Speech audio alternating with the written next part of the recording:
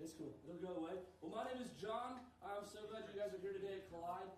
Today, as Ben and Matt mentioned, we are kind of talking about this idea of being loud. And that's not exactly what we're talking about with the air horn and the, what else did he have, a whistle and a flute? Yeah, that's not what we're talking about. Yeah, and the horn, and they were just being annoying and obnoxious, right? Yeah, that's not the idea that we're exactly talking about today. The idea that we're talking about today in being loud is the idea of being loud in action. All right? The idea of being loud in action and what that looks like and what that means to us or to you guys as high school, middle school students. And so that's what we're going to talk about today. And so when we were walking through this together, this idea of being loud in action, I kind of had to sit there and think for a minute. I was like, man, when have I seen this acted out? When have I seen people being loud in action? And I thought back to a good period of time in my own life and in my family's life where things were just hard. Some of you may know that my mom was very sick for a while, and we had a time in our lives where sometimes the power got shut off, sometimes the water got shut off, sometimes we didn't know where the next paycheck was coming from. Things were crazy. But there were people that God sent into our lives that were loud in action. And what they did was they came alongside our family and they served us. They brought food to our house. They picked I got 3 siblings. They picked siblings up and drove them to where they needed to go. My mom wasn't feeling well. They were loud in action. People need people to be loud in action, don't we? We need people to go out of their way, sometimes, those people being you, to serve other people. And here's why. Guys, we've got a big problem in our world today. And not just in our world, not just in the United States of America, the state of Florida, Gainesville. Gainesville has a big problem. We have kids who every day don't necessarily know where their next meal's coming from. We have homeless people, which I'm sure you see driving to school, driving to church. You probably pass somebody on your way here that does not have a roof over their head. We have children who are going through cancer treatment right now. We've got a problem in our world today. And that problem can't necessarily be solved just by writing a check or, giving money to this guy. While that's a good thing, it doesn't solve the problem. It just puts a Band-Aid on the situation. And what these people need, people like this, they need us to be loud in action. So today what we're going to talk about, and I'm going to pull us an awesome story from the Bible, and maybe you don't believe that the Bible is true, and that's okay for now. We'll work on that. But if you don't believe that the Bible is true, I ask you to look at what I'm about to tell you as just another story, as something fiction. How many of you guys read fiction books? Everybody? All right. So if you don't think the Bible's true, just take my story that I'm about to tell you as fiction. It's something cool to listen to about. Okay? So we're going to talk about this guy named Zacchaeus. All right? Zacchaeus, no, that's not Zacchaeus. That's okay. We're going to talk about this guy, Zacchaeus, and what Jesus did with Zacchaeus, okay? So Zacchaeus was, how many of you guys know this song? Zacchaeus was a wee little man. Yeah, okay, yeah. All right, that's enough. So Zacchaeus was a tax collector, all right? And tax collectors during that time, they were the people that nobody liked. It was like, here's the murderers, and here's the thieves, and, bad people. And tax collectors were like down here on the bottom floor. And here's why. A tax collector was somebody who was found in a town. So let's say your town was full of Jewish people, right? They would go into your town, and they would say, hey, we want you to be a tax collector. And that person would basically sell themselves to the Roman Empire. And what would happen was this Jewish person would steal from his community and give that money to the Roman Empire who nobody liked. Okay? That would be like somebody in your middle school or high school that you were really good friends with who all of a sudden joined like the principal's side. And started just ratting people out all the time. It's kind of like that. Only it was way, way worse. So this guy Zacchaeus was basically the most hated dude in the whole town. Like when people saw Zacchaeus, people were like spitting on him. They probably probably threw rocks at him. The little kids would probably like kick his ankles and stuff as he went by. Probably because they were the same size as Zacchaeus. They probably bumped him on the head. I mean, Zacchaeus was just nobody liked Zacchaeus. So the way that this story goes is Jesus has just gotten done doing all kinds of really cool miracles, okay? Or magic tricks, whatever you want to call it. Jesus just got done doing real-life magic tricks. He was healing people. He was feeding people. He did some big stuff. And so Jesus is hanging out with his disciples. And for those of you that don't know, the disciples were a group of 12 guys. We don't know exactly the number, but we believe it's 12 guys. That were kind of like Jesus' closest friends. And these disciples basically gave away everything that they had to hang out with Jesus and to go and serve people. So they were pretty tight with Jesus. I mean, you spend every single day with somebody, you kind of buzz. So Jesus and his buds are kind of walking through this huge crowd of people.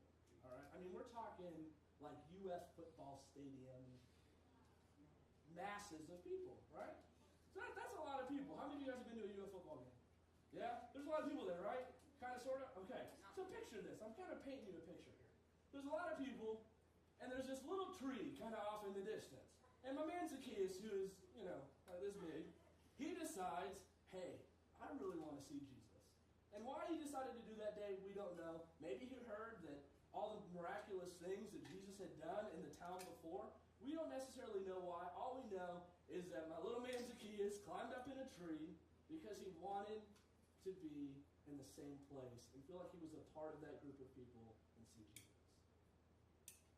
So Jesus is walking with his disciples, and he just so happens to pass my man Zacchaeus sitting in a tree. And this is Jon Birkmire verbiage, okay? Don't go look in Luke and be like, this is not what it said. I don't know where he got that. But Jesus walks up to Zacchaeus and goes, Zacchaeus, what are you doing, man? And I have to think Zacchaeus was like, have you seen how tall you made me? I'm like 4'2" on a good day. Dogs are bigger than me, bro. I gotta be in a tree. So Jesus starts kind of, he's talking with, Jesus is talking with Zacchaeus.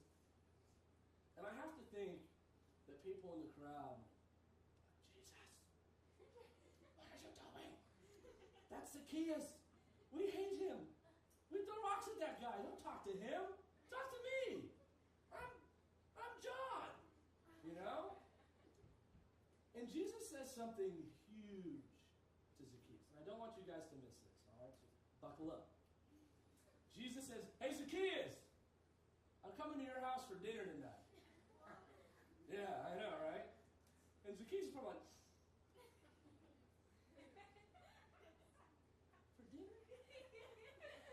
Now, to you guys, you're laughing because that's weird, right? Like, if you didn't know me, and I was just like, we were like walking through campus, and I was just like, hey, Sierra, I'm going to come to your house for dinner tonight, so be ready. You would pull out your mace, spray me, and call 911 and run away. And then you would call your friends and be like, this guy today was so weird. He invited me over to dinner. He said he was coming to my house. What nerve, prick. And for weeks, everybody would be talking about the weirdo on campus who invited themselves over for dinner. But that was way long ago, and they meant a totally different thing. And I want you guys to really capture this. Is that for somebody of any position to invite themselves over to your house for dinner was to legitimize you as a person. And that word legitimize means make you important, give you value, to say, hey, you have worth in my eyes. And Jesus did that to Zacchaeus, the person that the whole town hated. I like to call that a power play, all right? It's kind of like playing poker, and you're like, all in, buddy. Jesus was kind of going all in. His disciples were there. The whole town was watching. Everybody was watching the way that Jesus treated Zacchaeus. I got 2 words with S's. Cut me some slack, all right? So, it was a power play. Jesus wanted to say, hey, this is how you treat people. This is how you love somebody. Is you give them worth. You give them value. So what happens next, you ask? I know. Jesus goes to the house of Zacchaeus. And you have to think that all the disciples are not happy at this point. You know?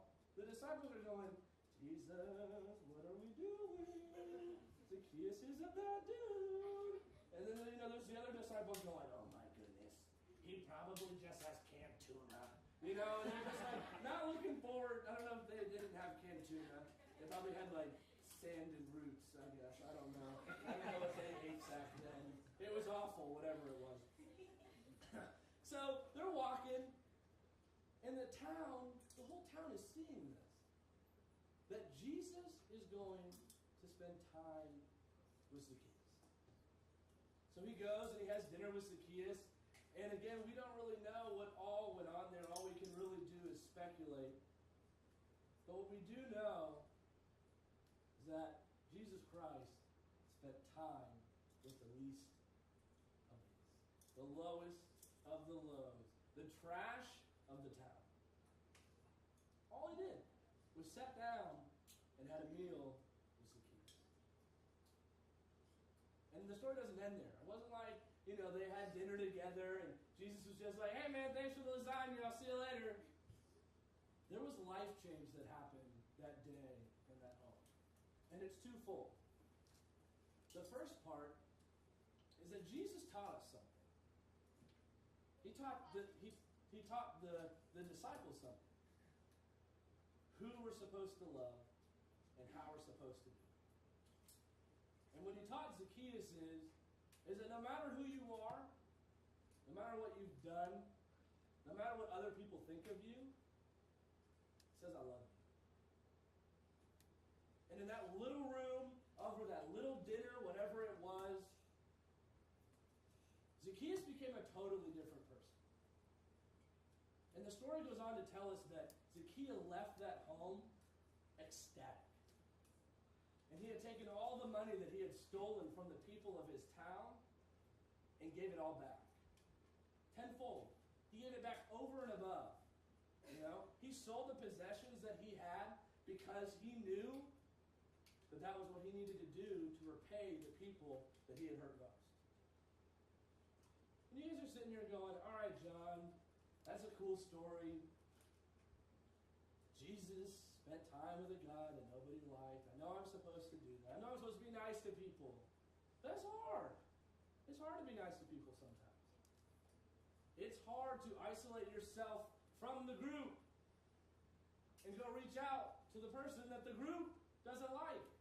Believe it or not, I was in middle school. I was in high school. I remember walking in the lunchroom, and I'll remember it to this day. There was always one girl that always sat by herself every single day at lunch. Every single day. And I did nothing about it. I'm 22 years old, I still think about that. She was the Zacchaeus that I needed to reach out to. She was the Zacchaeus that my whole school should have reached out to, but we didn't. Because we missed this idea that spending time with people is serving people. And we have to be loud in our actions to bring people to Christ. And so this is kind of my main idea, guys, that we have here, is that a relationship with Jesus speaks loud through service. I don't want you to miss this. A relationship with Jesus speaks loud through service. Jesus showed us this. He showed us this by spending time with Zacchaeus. I did not show this by not reaching out to that girl that always ate by herself in the lunchroom. So I ask you again, what are you going to do about it? What makes you different, Christian? Good kid. Right? You guys are all good kids, right? Well, maybe you are. Maybe you're not. But what does this mean for you? What are you going to do? You're 12, 13, 14, 15 years old. You can't do anything. You're not capable of changing anything, old. You can't. You're right. And so here's the thing, guys, is you have to take the first step. You have to take the first step towards serving people. And it's not going to be easy. It's going to be hard. And you're probably going to get pointed at and laughed at for spending time with that kid at your school that nobody talks to. So what? I talked to 2 people that I graduated with from high school. 2. Maybe I'm the exception, maybe I'm not. People from middle school, couldn't even tell you. Couldn't even tell you. I think I can keep in touch with one of them. Are the people that you spend time with right now worth the pain and suffering of somebody else? Their opinions of you, is it worth it? Only you can answer that question. Only you can answer the question, who am I going to serve and how am I going to do it? This is a big burden I'm placing on you, right? So you're asking me, John, what's the next step? What can I do? And I'll tell you what you do. You can start by walking out of this building today, loving on mom and dad just a little bit more. Or maybe that sibling that you punk all the time, you know? Yeah, see, it just happened. All right? That sibling that you give a hard time, probably a younger sibling, I would assume. Spend a little more time being nice to them. How about that neighborhood kid that's got a really crappy home situation? Whose mom and dad have to work all the time and he spends all day sitting at home alone. How about inviting him over to your house where you've got the Xbox and you've got the cool stuff? It's the little things, guys. It's the little things that make the people like in the pictures that I showed you get through the day. It's the little things that got my family through the struggles that we went through. It's the little acts of kindness that make all the difference in the world. So this is what we're going to do. I have a challenge for you. You guys ready for my challenge? Yes. What? Yeah, you got it. I don't need a peanut butter. I have a challenge. I want you guys to find somebody in your life that you can partner with and find as Zacchaeus. Don't do it now. Work on it. Okay? This is a little homework project for you guys. I want you to find somebody that you can love on each day. The second thing that I want you to do is spend a little more time focusing on you being the right person to minister to that person. Because you can't just walk out the door and be like, you know what? Today, I'm just going to change the world in one act of kindness. It doesn't work that way. Sorry. I wish it could. You could snap your finger and everybody would just be like, life is wonderful. It's like Charlie in the Chocolate Factory stuff. It doesn't work that way. All right? It just doesn't. But let's let it start today. And the third thing is we have something called BeLoud. And BeLoud is something that we are very excited about here at Collide. And I'm going to explain to you guys a little bit of what you're going to do and how you're going to do it and why you're going to do it. Okay? So what we're going to do is on October 5th, you guys are going to come here and we're going to go out and we're going to serve our community. And it's going to be great. All right? You guys are going to get to work as a group and serve people that need to be served at the Ronald McDonald House, which is going to be really great. And then we're going to come back here, and we're going to have a celebration of all the work that we did that day. And it's going to be an awesome, awesome first step for you guys on this journey of finding the Zacchaeuses in your life and being the hands and feet of this church body and going out and loving them. Guys, you can do it. You can do it. Some of you are as big as Zacchaeus. Zacchaeus did it, you can do it. All right? All right, let's pray real quick. Father God, I thank you so much for this day and for these students, God. I thank you for the example that you set on what it means to love people, on what it means to serve the people that need it most, God. I pray that this week as we go out That you will reveal the people to us that are hurting, that need our help, that need our love, that need to see a little inkling, a little small piece of what it means to be loved by you. God, we thank you so much for loving us. Help us to remember that each day. Help us to remember what it looks like to be a follower of you. And God, if there's students in this room right now that don't even know what that looks like, I pray that you will help them take the first steps to figuring all that out. God, I thank you for what is going to be done as a result of our students being loud in action. That they would remember this talk today, God, and go out and just love on somebody. And let me pray. Amen. Don't go anywhere, students. Make sure that on your way out, you get one of these little... Where are you going? I tell you, you're going nowhere.